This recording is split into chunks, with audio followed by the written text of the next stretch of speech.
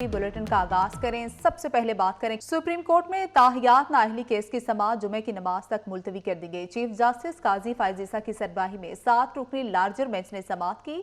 Chief justice ने remarks दिए कि फैसला किया कि इंतखाबात से मुतल्लिक इनफरादी केस नहीं सुनेंगे, आइन की तशरीह से मुतल्लिक केस सुनेंगे। इंतखाबात से मुतल्लिक इनफरादी केस अगले हफ्ते किसी और बेंच में लगा देंगे। वकील मखदूम अली खान ने कहा कि हमारे सामने बुनियादी मामला सुप्रीम कोर्ट का ही समीउल्लाह बलोच केस है। सुप्रीम कोर्ट बार एसोसिएशन ने भी समीउल्लाह बलोच केस में सवाल उठाया। वकील मखदूम अली खान ने कहा कि नवाज शरीफ केस में बेटे से तनख्वाह न लेने पर ताहियात नाअहल किया गया। इस पर चीफ जस्टिस ने कहा, मखदूम अली खान साहब, इस अदालत में किसी का नाम मत लें। हम नहीं चाहते सियासी लोगों के नाम लिए जाएं या मामले को सियासी रंग दिया जाए।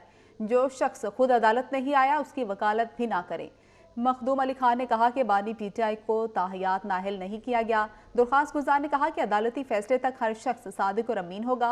एक दो गलतियों से किसी को बेईमान करार नहीं दिया जा सकता। जुराइम पेशा अफराद को ईमानदार और अमीन करार नहीं दिया जा सकता। नाअहली का डिक्लेरेशन शवाहिद रिकॉर्ड करने के बाद ही दिया जा सकता है। सुप्रीम कोर्ट और हाई कोर्ट किसी को नाअहल करार नहीं दे सकती। जस्टिस मोहम्मद अली मजहर ने कहा कि आर्टिकल 62(1)(f इंतखाबात से पहले लगता या बाद में भी लग सकता है। वकील मखदूम अली खान ने कहा कि आर्टिकल 62 और 63 को मिलाकर देखें तो इंतखाबात से पहले ही नाअहली होती है। चीफ जस्टिस ने कहा, पाकिस्तान की तारीख देखें, ऐसी नाअहली जैसी तरमीम कब लाई गई? ऐसी तरमीम अयूब खान के दौर में शुरू हुई और आगे चलती गई। पाकिस्तान की तारीख को फरामोश नहीं किया जा सकता। नाअहली से मुतालिक केस में पब्लिक नोटिस जारी किया। कोई सियासी जमात फरीक ना बनी। पाकिस्तान के अवाम का किसी को ख्याल नहीं। पाकिस्तान तबाह कर दें कुछ नहीं मगर कागजात नामजदगी में गलती ताहियात नाअहली कर देती है। वकील मखदूम अली खान ने कहा कि आइन हर शहरी को हक देता है कि सियासी जमात बनाए। सिविल कोर्ट किसी को वाजिबात बाकी होने पर नहीं कह सकता कि सादिक और अमीन नहीं। जस्टिस मंसूर अली शाह ने कहा कि क्या कानून साजी से डिक्लेरेशन पर नाअहली की मुद्दत मुतय्यन की जा सकती है। वकील ने कहा कि आइन में कोर्ट ऑफ लॉ की बात है जिसमें सिविल और क्रिमिनल दोनों अदालतें हैं।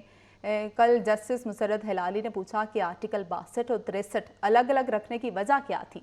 अहलियत और नाअहली को अलग रखा गया। चीफ जस्टिस ने कहा, क्या किसी और मुल्क में इंतखाबात से पहले सियासतदानों का इतना सख्त टेस्ट होता है? वकील मखदूम अली खान ने कहा कि किसी और मुल्क में सियासतदानों के लिए ऐसा कोई टेस्ट नहीं है। चीफ जस्टिस ने कहा, क्या हमारे सियासतदान दुनिया से अलग हैं? कागजात नामजदगी में ज़ाती मालूमात दें और इंतखाबात के लिए अहल हो जाएं। हम खुद को आइन की सिर्फ एक मखसूस जुज़ तक महदूद क्यों कर रहे हैं? हम आइनी तारीख और बुनियादी हुकूक को नज़रअंदाज क्यों कर रहे हैं? आइन पर जनरल अयूब से लेकर आगे तजावुज़ किया गया।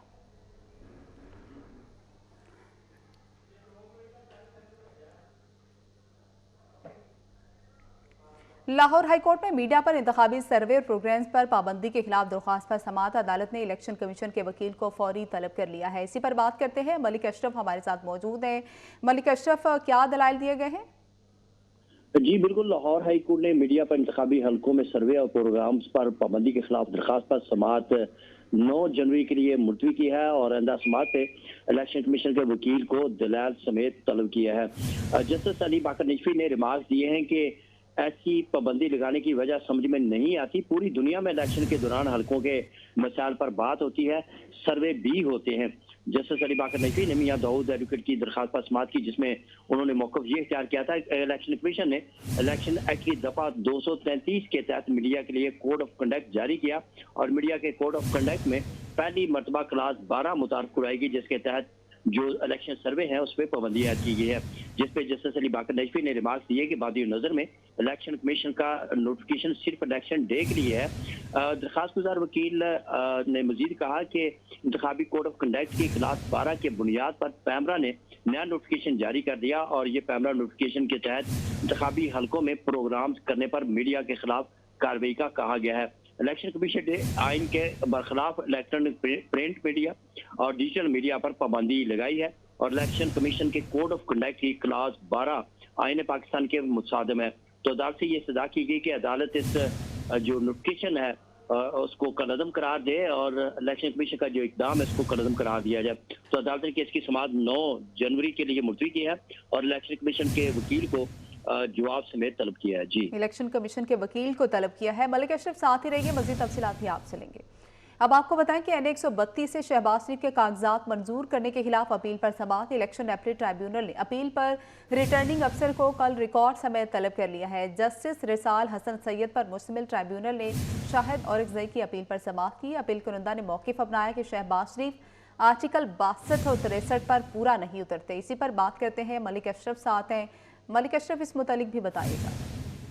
जी बिल्कुल, ये जैसे रसाल हसन सैयद हैं, उन पे इलेक्शन अपीलेट ट्रिब्यूनल मुश्तमिल है और उन्होंने शाहिद और कुज़ई साफ़ी है उनकी इलेक्शन अपील पर समाअत की है, जिसपे ट्रिब्यूनल ने हल्का N 132 के जो रिटर्निंग अफसर हैं उनको जवाब समेत कल तलब किया है। दरखास्त गुजार का मौक़िफ़ ये था कि मियाँ शहबाज शरीफ आइन के आर्टिकल 62 पर पूरा नहीं उतरते और उन्होंने गलत डिक्लेरेशन दिया है और अपने मुकदमात में सजा का जिक्र नहीं किया गया और इस वक्त हल्का N 132 से रिटर्निंग अफसर ने उनके कागजात नामजदगी मंजूर किए हैं। तो अदालत से ये सदा की गई थी ट्रिब्यूनल से कि जो रिटर्निंग अफसर हैं उनके कागजात नामजदगी मंजूर करने के इक़दाम को कलअदम करार दिया जाए। इस केस की मजीद समाअत कल होगी और जस्टिस रसाल हसन सैयद इस केस पे मजीद कल समाअत करेंगे। जी, इस पर मजीद समाअत कल होगी। मलिक अशरफ अपडेट कर रहे थे, आपका बहुत शुक्रिया। उमर अयूब इलेक्शन लड़ने के लिए अहल करार। एबटाबाद NA 18 से PTI उम्मीदवार उमर अयूब के कागजात मंजूर हो चुके हैं। इसी पर बात करते हैं, जुबैर अवान हमारे साथ मौजूद हैं। जुबैर, आगाह कीजिएगा। जी बिल्कुल, उमर अयूब के जो कागजात हैं उनको जो है वो मंजूर कर लिया गया है और वो अहल हो चुके हैं इस वक्त इलेक्शन लड़ने के लिए। उनके खिलाफ इलेक्शन ट्रिब्यूनल में उनके मुखालिफ जो हरीफ थे बाबर नवाज की जानिब से जो है एतराज़ दाखिल किए गए थे और उन्होंने जो है वो एतराज़ वापस ले लिए हैं, जिसकी बिना पर अब जो पटिशन थी उस पटिशन को जो है वो खारिज कर दिया गया है और उमर अयूब को जो है वो अहल करार दे दिया गया है इलेक्शन लड़ने के लिए। जी, बहुत शुक्रिया, इरशाद कुरैशी अपडेट कर रहे थे।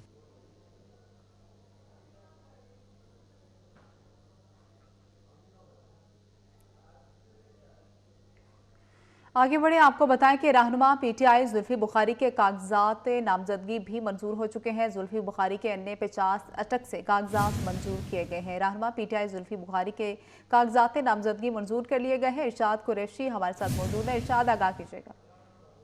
हाँ जी बिल्कुल, जुल्फी बुखारी के कागजात नामजदगी जो मुस्तरद किए गए थे वो आज मंजूर कर लिए गए हैं। PTI के रहनुमा जुल्फी बुखारी के जो कागजात हैं वो अटक के हल्का NA 50 से जो है जो जब उन्होंने जमा कराए थे उनके कागजात नामजदगी मुस्तरद हुए। उसके बाद उन्होंने इलेक्शन ट्रिब्यूनल से रिव्यू किया और लाहौर हाई कोर्ट रावलपिंडी में कायम इलेक्शन ट्रिब्यूनल ने आज उनके कागजात नामजदगी जो है वो मंजूर कर लिए हैं और इस तरह जुल्फी बुखारी भी अब जो है इंतखाबात के मैदान में जो उतर सके वो इलेक्शन लड़ गए।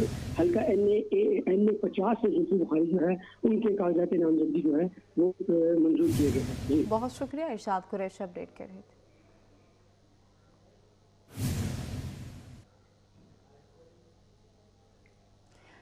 वज़ीर आला मोहसिन नकवी की हिदायत पर सुबह पंजाब में भुल सफाई का आगाज कर दिया गया है। महकमा नहार ने लाहौर हरबंसपुरा नहर पर भी सफाई का आगाज कर दिया है। मज़ीद जान लेते हैं तोकीर अकरम से। जी तोकीर।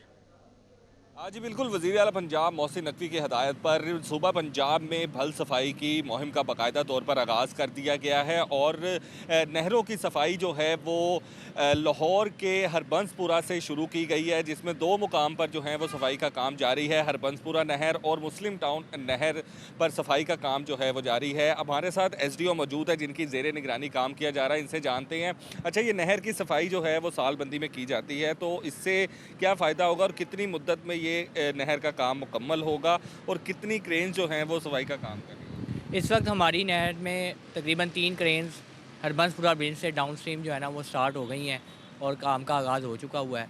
इससे जो हमारे ज़मींदार हैं टेल पर मौजूद हैं और इसके अलावा जितने इरीगेटर्स हैं जिनको हमारा नहर से पानी लगता है उन सबको बहुत फ़ायदा होगा और जो अरसा दराज से इस नहर की भल जो साफ़ नहीं की जा सकी थी उसकी वजह से जितनी रुकावट थी पानी की फराहमी में वो दूर कर दी जाएगी। कितनी मुद्दत तक नहर का काम ख़त्म कर दिया जाएगा सफाई का और कहाँ से कहाँ तक होगी? इंशाल्लाह ये सालाना बंदी जो हमारी हर एनुअल क्लोजर का जो पीरियड होता है उसमें हम इसको कंप्लीट करेंगे। तकरीबन एंड ऑफ जनवरी से मिड फरवरी का इंशाल्लाह इसमें टाइम लग जाएगा। ठीक है जी, आपने सुना कि तकरीबन फरवरी के मिड तक जो है वो सफाई का काम मुकम्मल कर लिया जाएगा, जबकि बीआरबी से लेकर ठोकर तक जो है वो तमाम नहर को सफाई की जाएगी, जिसमें मुतअद्दिद जो हैं वो क्रेनें भी इस्तेमाल की जाएंगी और सफाई का काम भी किया जाएगा, जबकि मजदूर भी बड़ी तादाद में यहाँ पर मौजूद हैं और काम कर रहे हैं। और जितनी कोशिश की जा रही है कि जल्द से जल्द नहर की सफाई का काम मुकम्मल करें ताकि यहाँ से पानी जो है वो ज़मींदारों को फराहम किया जा सके। जी शुक्रिया तौकीर के साथ ही न्यूज़ स्टूडियो से फिल वक्त इतना।